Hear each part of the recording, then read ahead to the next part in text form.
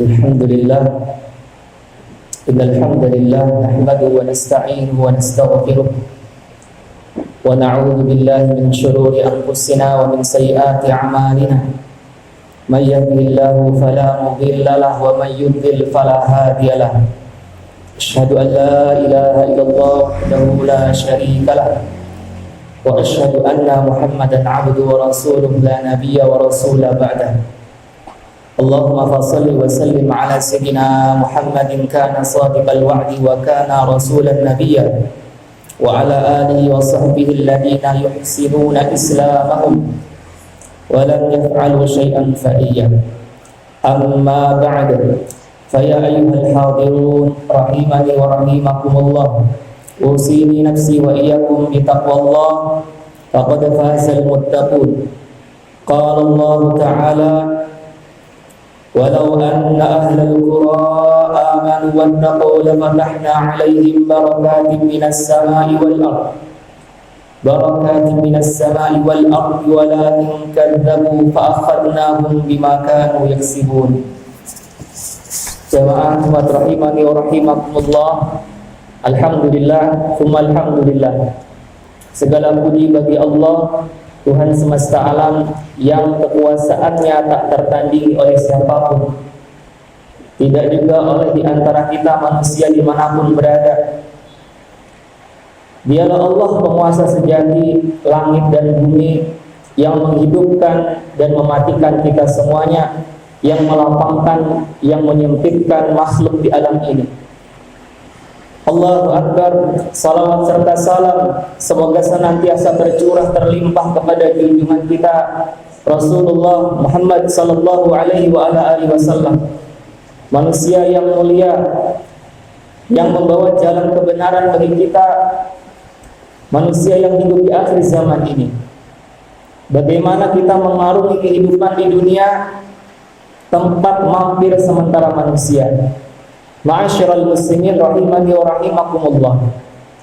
Alhamdulillah, sebentar lagi kita diberi kesempatan oleh Allah insyaallah untuk merayakan Idul Fitri.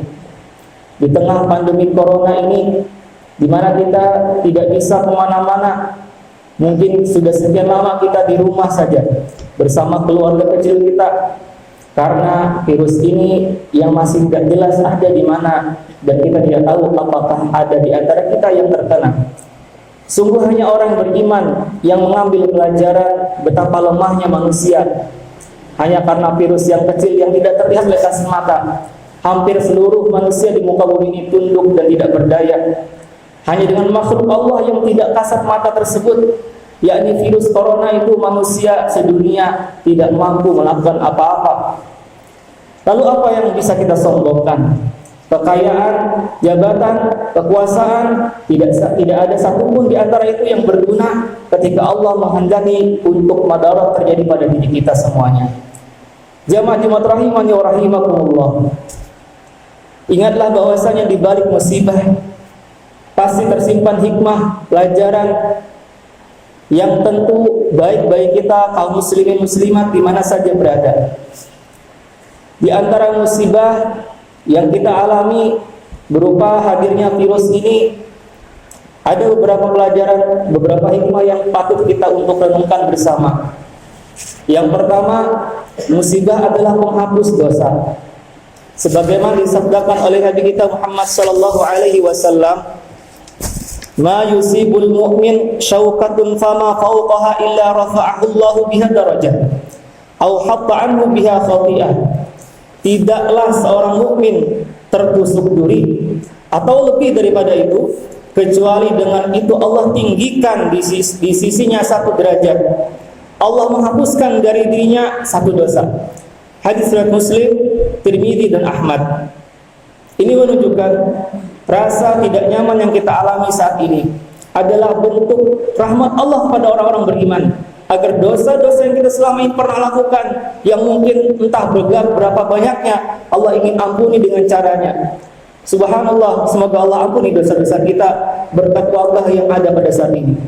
Yang kedua, melalui musibah dan bencana yang kita alami saat ini, Allah ingin tunjukkan kepada kita kekuasaannya yang luar biasa, di mana manusia tidak ada yang bisa mampu menandinginya.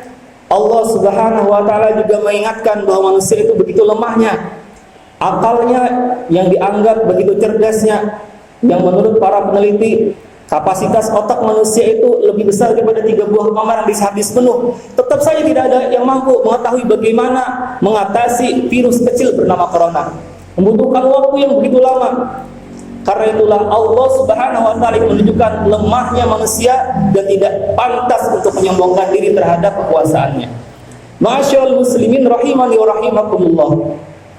Ramadan yang hampir berakhir depan mata kita. Takbir akan segera berkumandang. Allahu Akbar, Allah Maha Besar. Walillahil hamd. Baginya segala puji. Makhluk Allah kecil, lemah, tak ada apa-apanya. Lalu sudahkah kita merasakan buah daripada Ramadan yang kita lalui? Kebebasan untuk makan dan minum akan kembali lagi. Akankah buah Ramadan itu adalah kita bisa makan sepuasnya? Tentu saja bukan. Bukan itu buah daripada Ramadan yang kita lalui. Buah Ramadan sebagaimana diungkapkan dalam firman Allah Subhanahu wa taala adalah ketakwaan. Ketaatan total kepada Allah Subhanahu wa taala. Idul Fitri yang nanti akan kita hadapi sebentar lagi adalah momentum kelahiran manusia baru, manusia yang beriman, yang lebih taat dibandingkan sebelumnya. Setelah ditempa di kawah Ramadan, di kawah candra di muka Ramadan selama sebulan, harapannya kita akan menjadi hamba-hamba Allah yang bertakwa, yang tidak lagi protes terhadap hukum-hukum Allah yang diturunkan kepada Rasulnya. Sebagaimana Allah firmankan, ya ayyuhalladzina amanu kutiba alaikumus syiyam kama kutiba alal ladzina min qablikum la'allakum tattaqun. Wahai orang-orang yang beriman, diwajibkan atas kamu berpuasa sebagaimana diwajibkan atas orang-orang sebelum kamu, agar kamu menjadi orang yang bertakwa. Jamaah Jumat rahimani wa rahimakumullah. Kata takwa berasal dari kata waqa yang berarti melindungi. Yaitu untuk melindungi apa? Melindungi diri kita dari murkanya dan azabnya Allah Subhanahu wa taala. Bagaimana caranya? Caranya dengan menjalankan perintah dan larangan dan menjauhi larangan-larangan Allah Subhanahu wa taala. Itulah pengertian takwa menurut para ulama. Takwa adalah raihan atau perolehan tertinggi dari Ramadan yang kita lalui. Dan ketakwaan inilah yang menentukan derajat kita di sisi Allah Subhanahu wa taala. Sebagaimana difirmankan oleh Allah Subhanahu wa taala dalam Al-Qur'an surat Al-Hujurat ayat yang ke-13, "Inna akramakum 'indallahi atqakum." Sesungguhnya orang yang paling mulia di sisi kalian adalah orang yang paling bertakwa di antara kalian. Bukan yang paling kaya, bukan yang paling tinggi pangkatnya, bukan pula orang yang paling luas pengaruhnya, tetapi mereka yang paling takwa kepada Tuhannya. Jamaah Jumat rahimani wa rahimakumullah. Bukankah ketakwaan ini yang kita akan bawa setelah kematian? Lalu kenapa di antara kita masih banyak orang yang enggan untuk meraih derajat ketakwaan? Terus saja berkubang dalam kemaksiatan, ingkar terhadap syariatnya Allah Subhanahu wa taala, memusuhi orang-orang yang mendakwakan Islam, memperjuangkan Islam, menentang hukum-hukum Allah, menganggap hukum manusia lebih baik daripada hukumnya Allah Subhanahu wa taala, dan menganggap Allah dan Rasulnya seperti tidak pernah menurunkan syariatnya ke muka bumi ini. Nauzubillahi min dzalik. Ma'asyiral muslimin rahimani wa rahimakumullah. Idul Fitri adalah momentum untuk kita bangkit daripada keterpurukan. Ramadan di saat pandemi seperti ini telah menampak kita bahwa kita ini sebagai manusia seharusnya sadar akan posisi kita sebagai hamba, yang mana kita harus tahu dan kita harus meyakini tidak ada pilihan yang lain kecuali kembali kepada Allah dan Rasulnya saja. Itulah solusi bagaimana kita bisa keluar daripada bala bencana yang ada di tengah-tengah kita.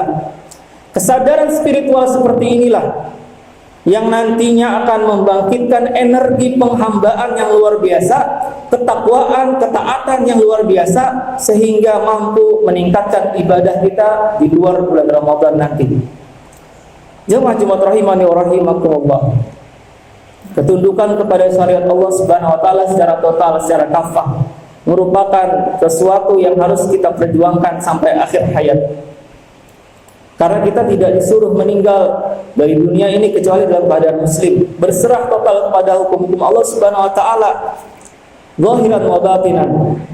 Energi yang harus kita tumbuhkan ini berupa kesadaran dan keberanian untuk mentaati Allah dalam segala kondisi, meluruskan segala yang salah, keberanian melakukan perbaikan atas segala kerusakan yang kita lihat, keberanian mengakhiri, meninggalkan sistem-sistem yang rusak dengan apa? Dengan Islam yang Allah turunkan, dengan syariah Allah yang Allah turunkan kepada Rasulnya. Maka inilah yang akan menyelesaikan berbagai persoalan yang ada. Kenapa? Karena hanya dengan penerapan akidah dan syariah Islam di seluruh aspek kehidupan, dari sisi ekonomi, politik, pemerintahan, hukum, peradilan, akan menghasilkan keberkahan yang luas dan akan menghasilkan sesuatu yang lebih baik daripada kondisi saat ini. Mungkin bagi kita saat ini tidak terbayang dan terlihat sulit, tapi sesungguhnya apa yang Allah wajibkan tidak ada yang mustahil. Maka itu jamaah rahimani wa rahimakumullah, ketika ketakwaan itu terwujud dalam dada-dada kita, maka Allah telah menjamin keberkahan bagi langit dan bumi ketika kita menerapkan hukum Allah di tengah-tengah kehidupan kita. Sebagaimana Allah Subhanahu wa taala berfirman, "Walau anna ahlal qura amanu wattaqaw la fatahna 'alaihim barakatim minas sama'i wal ardh walakin kadzabu fa akhadnahum bima kanu yaksibun." Seandainya penduduk negeri ini beriman, bertakwa kepada Allah, pasti kami akan membukakan pintu-pintu keberkahan dari langit dan bumi. Akan tetapi mereka mendustakan ayat-ayat kami, sehingga kami menyiksa mereka sebagai akibat dari apa yang mereka perbuat. Al-Quran surat Al-A'raf surat ke-7 ayat yang ke-96. Akhirnya marilah kita senantiasa menjaga ketaatan kita kepada Allah Subhanahu wa taala, meraih buah-buah Ramadan, dan mari kita memperjuangkan syariah Allah tegak di muka bumi ini. Untuk apa? Untuk kemaslahatan kita dan keturunan kita hingga akhir zaman. Semoga Allah senantiasa melindungi kita, dan semoga Rasulullah bangga dengan kita, umatnya yang selalu berharap syafaatnya di yaumil mahsyar. Barakallahu li wa lakum fil Qur'anil 'azim wa nafa'ani wa iyyakum bima fihi minal ayati wa dzikril hakim wa taqabbalallahu minna wa minkum tilawatah wa innahu huwas samiul alim wa aqulu qawli hadza fastaghfirullahal 'azim innahu huwal ghafurur rahim.